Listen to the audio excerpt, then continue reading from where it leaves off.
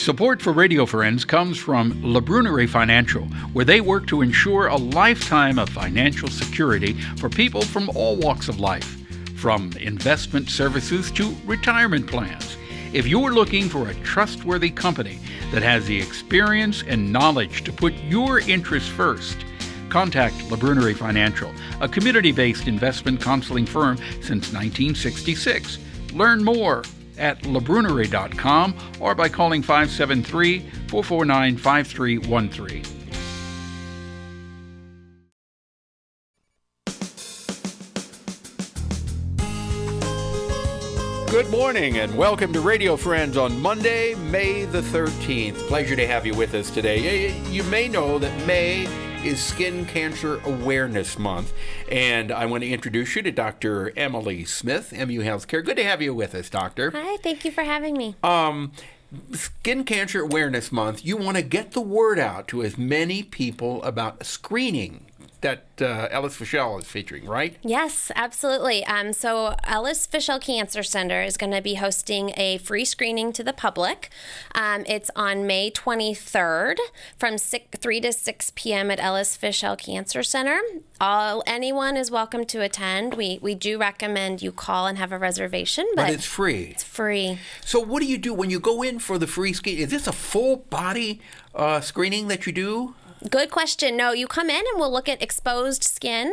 If you have a spot that happens to be beneath clothing, we can get you a gown, or if you wear an appropriate piece of clothing that'll help us to see this spot easily, then that works as well. We'll look at any spot you're worried about.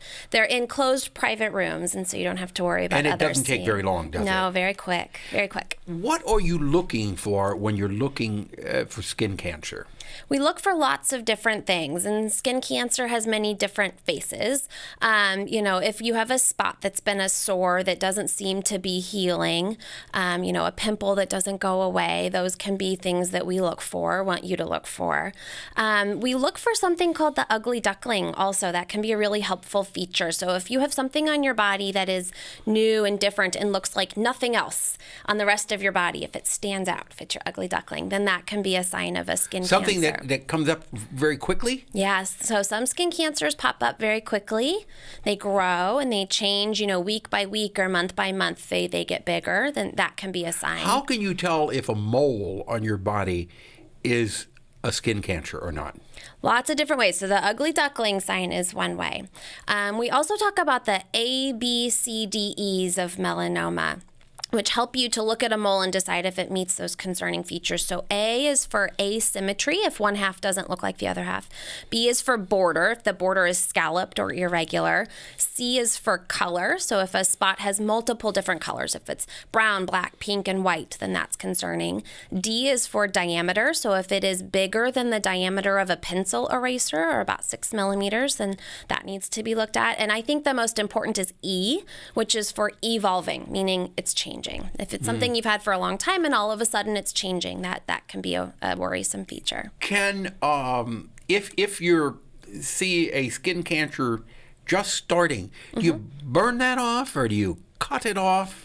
It's a great question. So there are lots of things we can do. If I look at something, or if a dermatologist looks at something and is concerned it's a skin cancer, we will usually do a biopsy and sample it. Well, on the screening day, will you do that, or do people have to come back? We have a system in place to get you to come back. So if a spot is found that is concerning and needs further treatment, we'll get you into our clinics quickly. Give the date and time again. So May 23rd.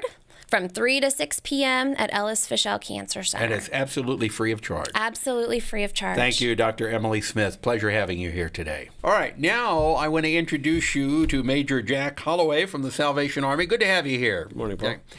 Salvation Army is an important part of our community that does good work all year round. But what have you got coming up now that you want to talk about? We have two different things I actually want to just bring attention to. One is Salvation Army Week, which is May 12th through the 18th. And we're going to do a number of different things with that. We're going to have tours of our house shelter. We're going to be doing some customer appreciation days at our thrift store, actually, and do some things with that. And doing some special sales, which are always kind of a fun thing for people to do. So this week is National Salvation Army Week. Correct. and the events that you have going on. You say at the store?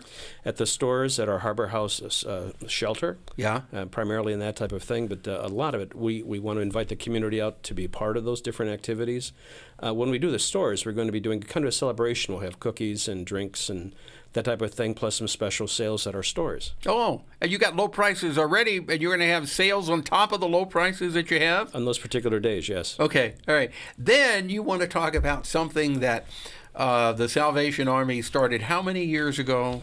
I have my cheat sheet. I want to make sure I don't miss anything. National Donut Day. Right. It's June 7th. It's something that the Army does every year.